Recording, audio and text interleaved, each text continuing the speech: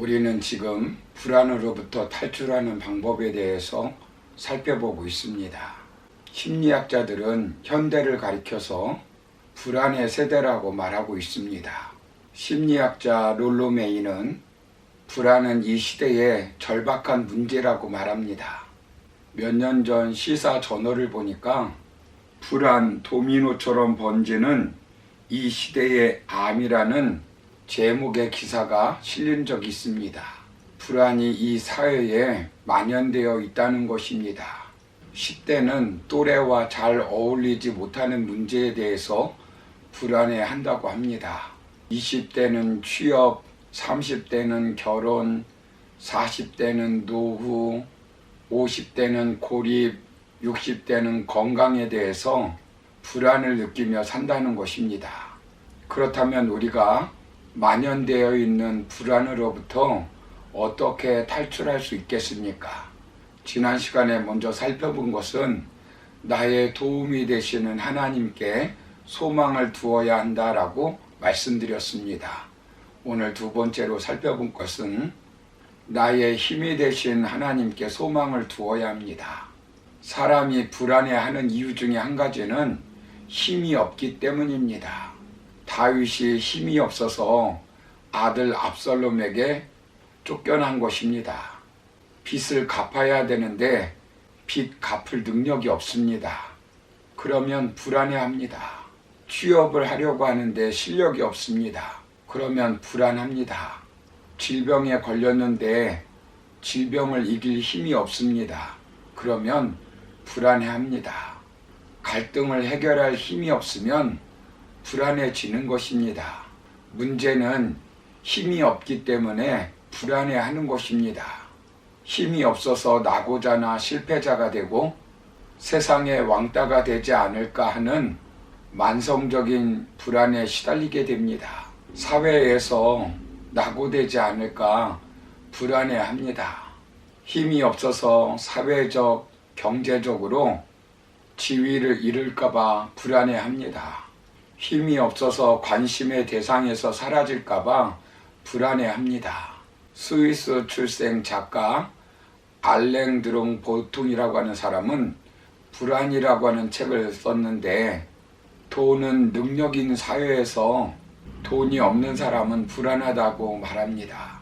경제적 부가 인간의 불안과 밀접한 관계가 있다는 것입니다. 개인 불안은 경제적 요인과 아주 밀접한 관계가 있다는 것입니다. 그래서 돈으로 불안을 제거하려고 합니다. 윈스턴 처칠이 총리가 되기 전의 일이라고 합니다. 하루는 BBC 방송과 인터뷰하기 위해서 택시를 잡고 운전기사에게 방송국에 가자고 말했다고 합니다. 그런데 기사는 미안하지만 손님, 다른 차를 이용해 주십시오 라고 말하더랍니다. 처칠이 그 이유를 묻자 기사는 조금 후면 처칠경에 특별 방송이 있습니다. 그 방송을 보고 움직이려고 합니다 라고 말하더랍니다. 기분이 좋아진 처칠은 그 택시 기사에게 거금을 주었다고 합니다. 그러자 기사가 시동을 걸면서 이렇게 말하더랍니다. 손님 타세요. 처칠인지 개떡인지 돈부터 벌어야 되겠습니다. 돈이 있으면 못할 것이 없는 세상이 되었습니다. 그런데 정말 돈이 우리의 힘의 원천이 될 수 있을까요? 돈은 영원하지 않습니다. 돈이 있을 때는 힘이 있는 것 같지만 돈이 달아날 때는 힘도 달아나게 됩니다. 경제적인 부가 인정을 받게 하고 경제적 부가 지위 상승을 가져오게 하고 경제적 부가 존경을 받게 하는 것 같지만 영원하지 않습니다. 물질이 사회적 신분 상승에 기회를 넓혀주고 가난은 곧 자신의 무능력과 직결되고 그는 더 이상 사회에서 쓸모없는 사람처럼 취급되어 사람을 불안하게 합니다. 그러나 부자라고 해서 불안하지 않는 것은 아닙니다. 인간의 욕구는 끝이 없습니다. 기독교 상담학자인 로렌스 크랩은 불행의 발생 요인을 목표에 이르지 못한 행동 때문이라고 말합니다. 목표에 이를 만한 힘이 없기 때문에 불안해한다는 것입니다. 그렇다면 사람에게 불안을 해소할 힘이 있겠습니까? 우리의 욕구를 무엇을 채우겠습니까? 우리의 욕구가 무엇으로 채울 수 있겠습니까? 알랭드 보통은 불안은 욕망의 한여라고 말합니다. 욕망이 있는 한 불안은 항상 있다는 것입니다. 아무리 권력이 있고 돈이 있고 인기가 있고 명예가 있다고 해서 인간의 불안의 문제가 해결되는 것이 아니라는 말입니다. 인간이 욕망하는 한 불안은 항상 따라올 수밖에 없는 것입니다. 우리가 채워지지 않는 욕망으로부터 오는 불안을 어떻게 해소할 수 있겠습니까? 우리의 삶의 필요를 적합하게 채워주시는 하나님께 소망을 두는 것입니다. 우리가 소망을 두고 불안에서 탈출하게 하신 하나님은 어떤 분이십니까? 본문 2절을 보시면 주는 나의 힘이 되신 하나님이시거늘 이렇게 말씀합니다. 우리가 살아가는 힘은 하나님께로부터 오는 것입니다. 돈에서도 권력에서도 명예에서도 인기에서도 힘이 나오는 것이 아닙니다. 시편 18편 1절 2절을 보시면 나의 힘이신 여호와여 내가 주를 사랑하나이다.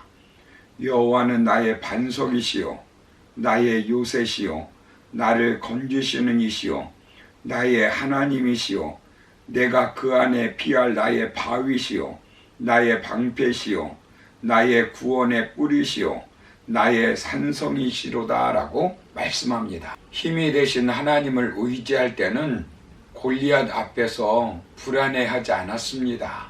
힘이 되신 하나님을 의지하고 사울왕 앞에서도 불안해하지 않았습니다. 지금 아들에게 쫓겨난 절망적인 순간에 힘이 되신 여호와를 의지하며 불안해서 탈출하고 있는 것입니다. 힘이 여호와께 있다고 믿기 때문에 기자는 무엇을 하고 있습니까?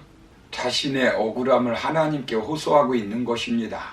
힘이 없어서 무능함을 한탄하는 것이 아니라 힘이 되신 하나님께 도움을 청하는 것입니다. 본문 1절을 새번역 성경에서는 이렇게 번역하였습니다. 하나님 나를 판단하여 주십시오. 신의가 없는 나라를 고발하는 내 송사를 변화하여 주십시오.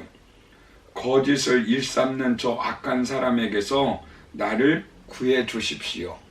불안의 늪에 빠져 허우적거리거나 자신의 힘으로 상대를 무너뜨리려고 하지 않고 힘의 근원 되시는 하나님께 맡겨버리는 것입니다. 다시 예루살렘에 올라가기를 간절히 구하고 있는 것입니다. 자신의 지위를 회복하기 위해서 하나님께 간절히 구하는 것입니다.